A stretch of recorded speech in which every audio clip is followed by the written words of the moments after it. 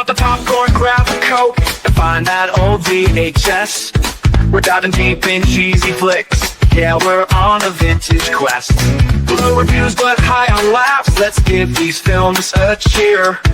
The cult classics, flops and nuts, they're our topics this year. We're the Ejectables, rolling back the years, celebrating movies that no one else cheers. From backhand twos to epic fails, we say it's all good. We're the Ejectables, yeah, we're misunderstood. Welcome to the Ejectables. This is the show where movie enthusiasts Bill and Ian join forces with a weekly rotating guest to celebrate movies that we feel have been unjustly panned by the critics or sadly ignored and forgotten by audiences. Anyway, we have a very special return guest today. He's Baxter Smith, so much kinder than the Sith.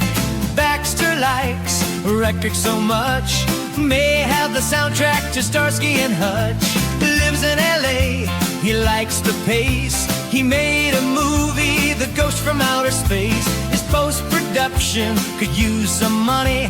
If you donate to it, you'll be his honey. Baxter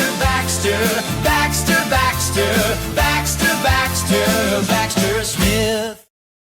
Wow. Baxter! Wow. Thank you. Welcome back to the show. Wow. That's, what can I say, but beautiful. Thank you. Can you tell us about The Ghost from Outer Space? And does he actually have that suitcase in the movie? Well, you'll just have to watch to find out. There are some suitcases. I can reveal that. Okay, it has been filmed, but it is in post-production, is what I gather from that video. That's correct. Yes, the video did not lie. I wrote it and we shot it in 2023, and we actually, part of the unique gimmick is that we shot it on VHS. So, oh, cool! That's cool. Yeah, we got a couple of vintage VHS, like direct to VHS cameras, and we retrofitted, not me personally, but the team retrofitted anamorphic lenses, so it's shot on tape, but it's like widescreen cinemascope style. So it's a unique way of shooting and viewing this thing. So in like 20 years, it will be gone because it will just deteriorate. Well, we'll have a digital backup, but yes. Ian's learning technology. We'll all be gone anyway. That's true. That's true. You live for today. That's true. But yeah. Where can people donate to this? Could it be? Well, there you have it. There's a link, and any amount we appreciate. We've come pretty far. We're in the home stretch now. It's mostly editing and some sound design, the things that will really make it sing and kind of just bring it to life and help it to be realized as the full vision of myself. I wrote it, and Dylan, the wonderful director, and the whole team of our producers, actors, cinematographer, editor, everyone else. Would you consider it a horror film? Yeah, kind of a horror, comedy, sci-fi, sort of all the genre elements that excited us, and we just kind of wanted to try our hand. This is our, I think for most of us, it is our first feature. So it was an exciting experience. Yeah, we all just, we put it together. We shot it for a little over a week up in Sonoma, and it was a blast. I had an incredible time.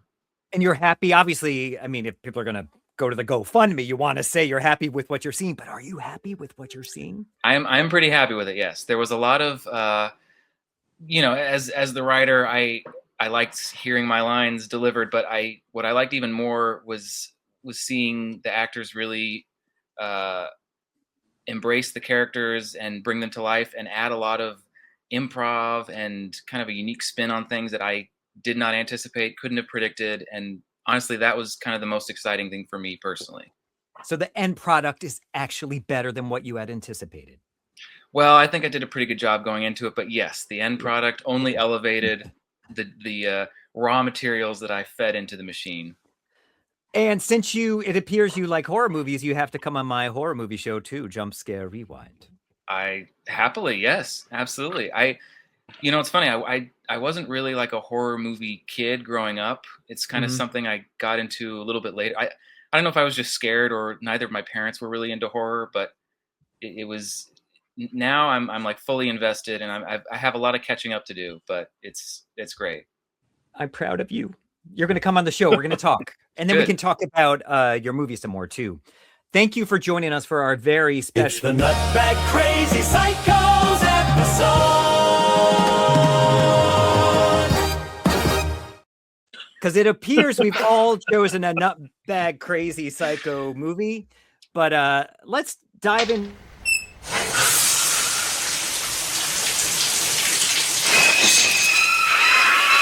not eject, do not eject, do not eject this. Wow. How many I of these guess- do you have? I know. It's becoming a We got a lot. I love it. This is great. I think the opera singer is asking, what film did you pick for our show? I think that kind of gave us a hint too. Well, talking to me? Yeah, I'm sorry. Yes, Baxter. No. I should have assumed because that little clip was from the original Psycho. I chose for my hot little number, Psycho 3. What? That is a coincidence. That's crazy that the opera singer knew that. It's sometimes just happens that way. Should we hop into the trailer and then we'll talk about why you love this movie? Go right ahead. The guy just wants to be left alone in peace. Aren't you going to take him in for questioning or anything? Just leave him alone. Norman, is that you? Yes, Mother, it's me.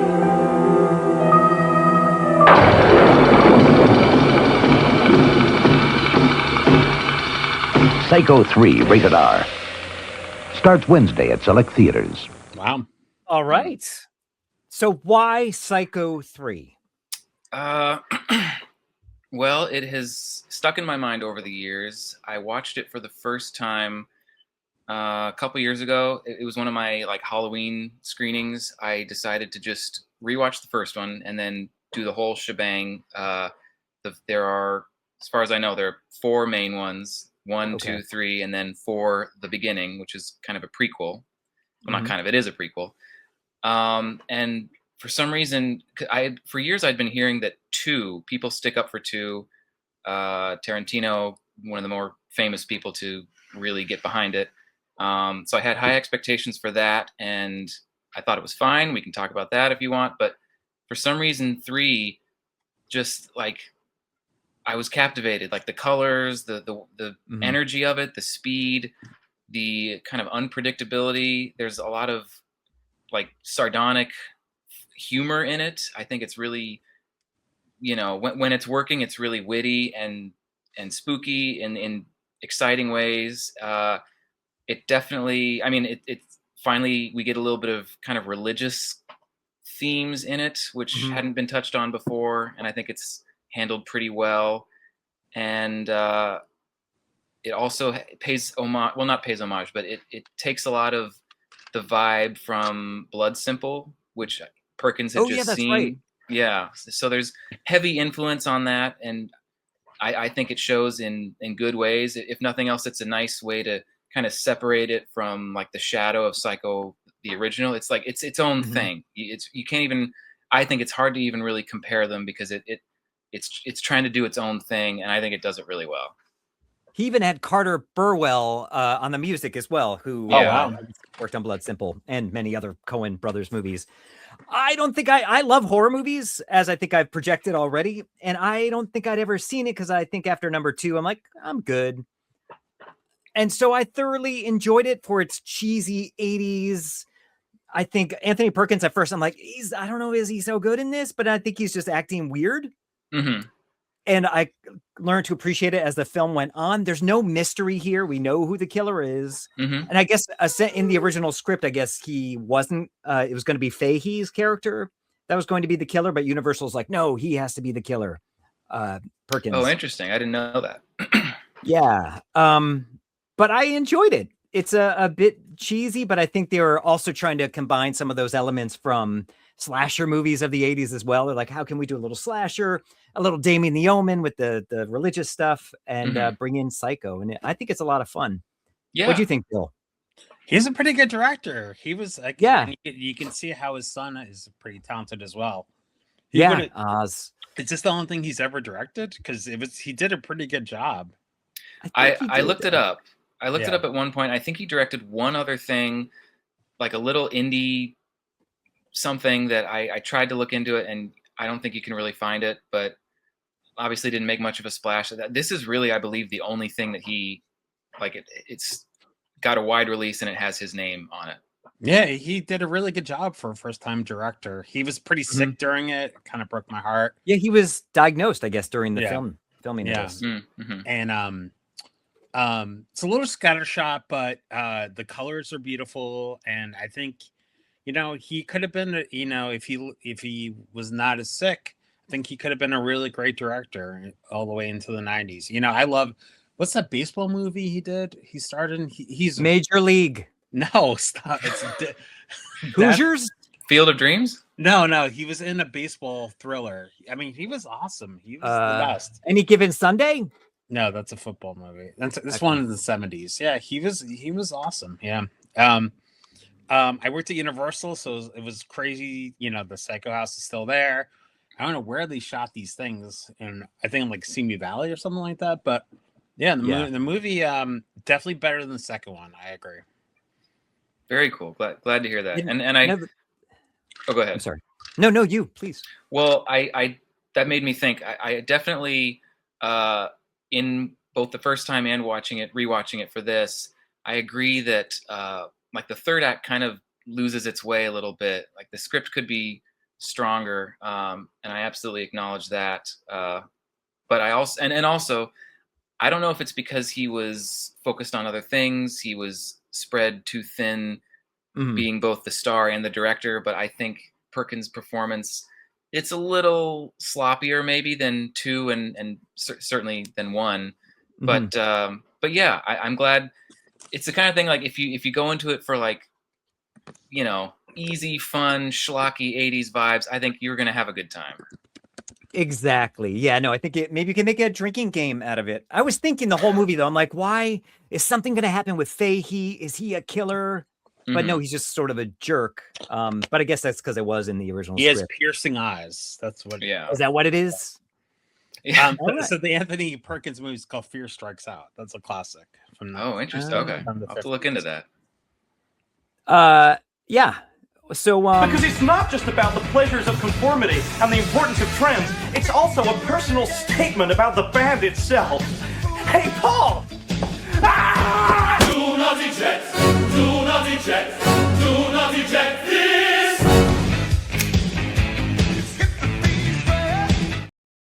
Oh my gosh! I think that brings us to my pick of the week, which is The Hitcher, directed by Robert Harmon. Let's jump into the trailer and then we can discuss it.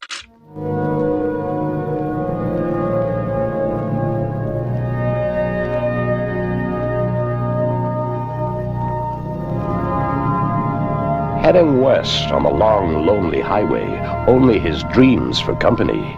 Until... My mother told me never to do this. Before many miles, he'll wish he'd taken his mom's advice. When Jim Halsey let the Hitcher into his car, he opened the doors of hell.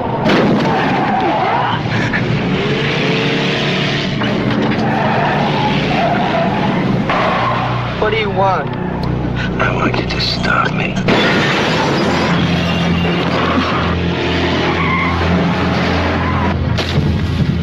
Once you've met the Hitcher, you'll never pick up another.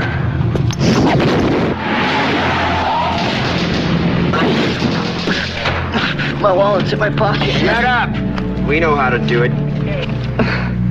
Jesus! Why are you doing this to me? You're a smart kid. You'll figure it out. I didn't do it. I didn't do any of it. I'm not a killer. Hold on!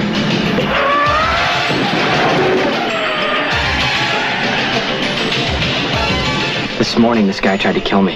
He's been following me ever since.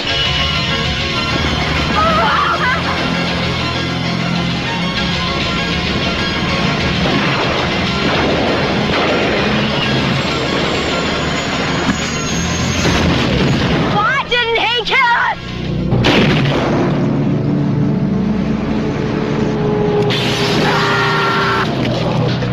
Hi, kid. I don't want to die! Yeah! The terror starts the moment you stop for the Hitcher. What do you want? I want you to stop me. I think this movie was at the theaters for like 20 seconds. It trickled out onto VHS, which is where I think a lot of us discovered it. It did not make its money back at the cinemas. And I think it's ahead of its time as far as how dark and horrific and gory and violent it gets, because it got panned for its violence. People thought it was sadistic. There's a scene, as you both have seen, with a truck near the end, which is pretty crazy. And that was seared into my brain for years. I think Rutger Hauer is fantastic. I guess it was going to be Sam Elliott playing that character, but he couldn't do it. Sam Neill, I love this movie. Yeah, Sam Neill would have been interesting. Welcome to Jurassic Park. Sam Elliott could have done it with his mustache. Mm-hmm. What do you think, Baxter?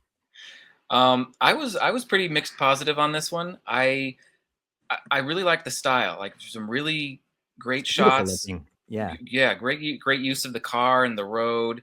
That final shot is like beautiful, breathtaking. I some of, like, plot wise, some of it I predicted, but a lot of it I was surprised. It kind of went some directions I didn't expect. The way the characters interacted was really interesting. I thought the performances were really cool, and it raised some questions. Like, I was trying, I looked into other people's reviews of this to try and figure out, is Rutger Hauer, like, is he supernatural? And people were kind of like, well, that's sort of you go back and forth. You're not exactly sure. And it got me thinking, like, at some point I thought it was going to go down the direction of, oh, well, it's C. Thomas Howell, right? Yes. C. Thomas Howell, did he like do something? Did he escape death, or did something happen back where he was, and now death is coming to collect his soul? And it didn't really go into that, but it gets you thinking. It raises a lot of questions and keeps you on your toes as you go through it. I thought everybody was really good. It's nice to see Jennifer Jason Leigh in an early role. But yeah, I thought it was pretty cool. I think it's near perfect till that last 10 minutes. It jumps the shark a bit, but I think for my 80s self, I loved that last 10 minutes. What do you think, Bill? Can I bring up the Roger Ebert review? Oh yeah, I want to discuss that. Okay, let me play it real quick. Later in the show, we have a movie named 9.5 Weeks that's gotten a lot of publicity for its story of kinky sex. But if you look beneath the surface of The Hitcher, this movie is 10 times more perverted, more heartless, and more cruel. It's a deeply cynical movie that doesn't even have the courage to admit what it's really about, which is gay sadomasochism. And I don't know which I hated more in this movie, the cynicism or the dishonesty. Well, Roger, I can't quantify the hatred I have for this movie, but I'm going to try. All of the love interest in this movie, and the movie is not honest enough to admit it, is between these two people, and they're using this violent game as some sort of perverted sex in a way that the movie will not acknowledge. Wow. I think that's crazy. I do not agree with that at all. What do you think? Do you think that's at all what the intention was? No, I watch it and I go, oh, well, first of all, I think it is a masterpiece. I can't believe Robert Harmon, he directed Nowhere to Run, which was the Joe Esterhaus, Jean-Claude Van Damme movie. Oh yeah. You would have thought that he had a bigger career, but then he did all the Jesse Stone movies on CBS. Yeah, it's a masterpiece. It only gets better with time. It's beautiful looking on 4K if you get the Arrow DVD. C. Thomas Howell was great. If you were in a video store in the 80s, this poster was everywhere. It's a great conceit. It's engaging, like a movie. So a movie about someone that picks up the wrong person, it could be laborious and tedious, like that. Like that Charlie Sheen, Christy Swanson movie, The Chase. Chase. Yeah, that was great. But this one has enough plot turns where it just keeps you interested. And it doesn't feel boring and mundane. And you can It see just why gets it's darker and darker. yeah, you can see why it's stood the test of time. Watching it, I go, Rutger Hauer would have been great in a comedy. You know, that's what I kept thinking the whole time. I don't think he knows how funny he is. Interesting. Yeah, I guess he swore off being a baddie after this movie. Mm. I think I was, because throughout the movie, I'm like, I've seen reviews where people are saying it just like a lot of it doesn't make sense. And I think for me, his character he's a serial killer. He's at this point kind of sick of doing what he always does, killing people. And he is in a sense suicidal, and he wants to push this kid to kill him. And he's seen how far it's a game for him. That's how I took it. But it's so much that's fun. interesting. Yeah. It's a great Christmas movie. Yeah. I've got better Christmas movies. Sorry, Baxter. Oh, you're good. That Ebert, Siskel Ebert takedown is quite something. I saw some reviews. It's crazy, I think. I saw some reviews that either hinted on or overtly went into like the gay sadomasochistic reading of it, which I didn't really get that much. I would be interested to revisit it and see if it comes to the surface more.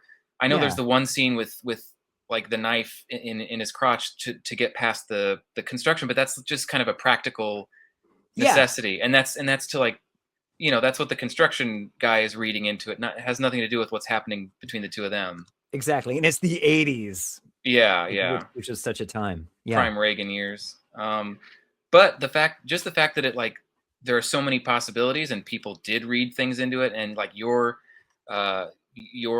reading about just the bored serial killer, all those possibilities. I mean, to me, that's a sign of like art working well. Yeah, just giving you those ideas and making you think about it, and then making you want to go back and did I really see that? Like, why did I think that? What else can I get out of it? I mean, that's a great sign.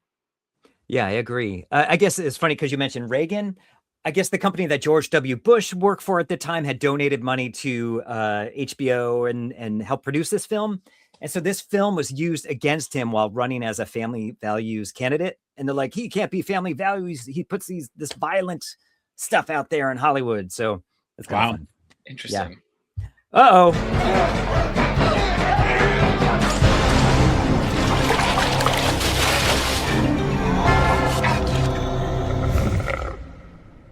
Are we gonna make somebody sleep with the fishes? Do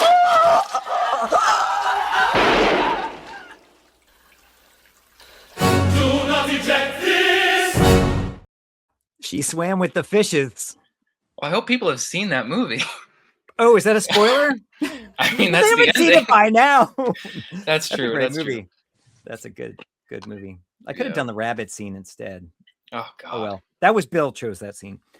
Bill, that brings us to what movie you chose this week. What did you choose for us? I chose 20th Century Fox's Unlawful Entry with Kurt Russell, Madeline Stowe, and the great Ray Liotta. Michael, is everything all right? Somebody in the house. Call the police. What? Call the police. They called a cop. I'm gonna make sure that your block's patrolled all night long. Now, they can't get rid of him. Well, I got a cop who wants me out of the way because he wants my wife. I know I shouldn't be here. How do I get a cop off my back? You listen to me. You stay away from her. What? Stay here and lock the door. Unlawful Entry. Rated R. Special sneak preview Saturday night. Check newspapers. Wow. Splashy. So when this movie came out, the idea behind a bad cop was so novel, and now it's in 20, 30 years. It's like, it's a little mix. It's a mixed bag. It's a thriller. Ian will say it's not an ejectable. It made plenty of money and got good reviews. It is not an ejectable. And I would say it is. I worked in a video store when I was a kid, and you couldn't give this movie away. They thought it's because it was New Jersey, and Ray Liotta being a bad guy because he's a Goodfellas star in New Jersey. You can't see Ray Liotta be bad. You couldn't give away this movie. They thought it'd make $100 million. It was like a mid-sized success. The great Jonathan Kaplan, who would then go on to do Bad Girls, and he just did The Accused before. A pretty awesome director. This is a great programmer. They don't really make these movies tight anymore. And and it's still pretty relevant with all the crime in Los Angeles. I think it's a 4-star movie. What do you think, Baxter? So I'm going to be honest. I wasn't as crazy about this one. I'm going to give you like the good and the bad in my opinion. Yes. I thought the performances across the board were pretty solid. I'm always happy to see Kurt and Ray and Madeline. I thought they were doing their thing. What else? You're right about like the relevancy, and it's interesting to see it now, just with some distance and like changing perspectives on law enforcement and crime in Los Angeles. Now, aesthetically, I thought it wasn't as interesting. It was kind of like there wasn't anything wrong with it, but it was just sort of straightforward, bare bones. Yeah. There's no mystery. Yeah. Yeah. Well, and the other thing, plot wise, I was sort of not confused, but the first act was kind of smooth. Not much happens. They're all friendly, and that's fine. And then like things kind of start escalating. And with Ray Liotta's character, I get that something was going on with him, but because I never really got a sense, not that I needed an explanation, but I didn't have a sense of like what's happening and what the ceiling to his insanity is. Like everything just kind of kept escalating, and I wasn't sure why it was happening. It just sort of like got bigger and bigger in a way that didn't make sense to me. Yeah. And also, I don't know how different it would be. Maybe either of you can talk about this, how different it would be to see it closer to its original release. I'm so used to seeing Ray Liotta, as good as he was, like play these kinds of characters that I know are scumbags. Like it was less of a surprise, less of a thrill to me. But I could definitely imagine like closer to Goodfellas, this would be more unpredictable, more exciting, and more sinister. So that was just my read. I saw this at the theater. At that time, there was an oversaturation of these kinds of movies. Bill just did this movie called Deceived a few weeks ago. There was just so many. So I know I had seen it. I had no recollection. I remember leaving the theater going, all right. Watching it the other day, I'm like, oh, it's better than I remember because we're not in that saturation anymore. And that's why I looked up and found out it's not an ejectable because I'm like, it's too good to be an ejectable. It is an ejectable. It's not an ejectable. Made too much money, got good reviews. But I think it's fine. I think it's well acted. Like you said, Ray Liotta and his partner have the same birth date in real life, December 18th, and they died 3 months apart in real life. Oh, wow. Yeah. Things you learn on the Ejectables. I know, that's important to know. I think it's entertaining. I think it's a fun 90s thriller, though this was after the Rodney King stuff, right? I wonder if it was instigated by that. Like I imagine it probably was. But I think it's good. I think it's entertaining. If it were an ejectable, I would say it's a good. So much conflict. I know. Gee. So this brings us to the point of our very special. It's the Nutbag Crazy Psychos episode.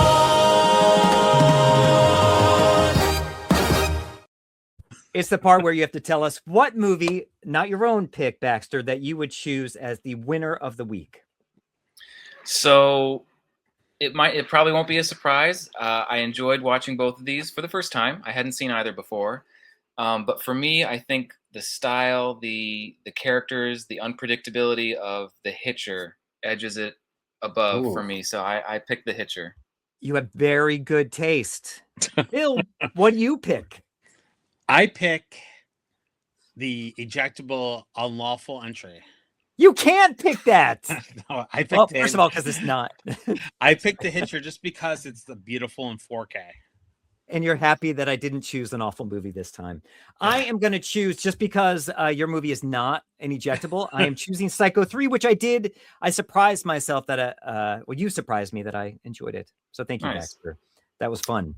Okay. Oh my God. Does that mean, Bill? We all win. Wait, no. Shot from Ian from the early 2000s with the mustache. Actually, you know what would be better for us all this week? What? Edgar Allan Poe. Okay. I think that has similar hair. I'm sorry. I'll take. Did you? I think you said that last time. I did, and I'm like, I know. Yeah, I think even on the episode, I put the. Yeah, you don't look like him, but it's the hair. I mean, I don't mind. Poe, handsome gentleman. He absolutely was. Talented writer. Sad death. Talented writer, sad death, but handsome gentleman. Yeah. Before I forget, by the way, yeah, I didn't realize this when I chose it, but did you notice that there's an actor in both Psycho 3 and Popeye, my previous pick? Who? Yeah, I'm pretty good at that. Oh, Robin Williams. No, Robin Williams. He did Paul his thing. Dooley? No, I guess I should say actress. I can't remember her name, but the detective in Psycho 3 was the mom in Popeye. Oh wow, and she was great. She was like the the best part of reporter Popeye. lady. Like Yep. she was also in The Changeling, one of my favorite scary movies, as the mom of this girl who gets scared from a well in her house. Whatever. Oh, Changeling rocks. Oh, I love The Changeling. Remember, there's like that's the well under the girl's bedroom. Yeah. It's the mom of that kid. Oh, okay. Anyway, love that. Incredible. Uh-oh.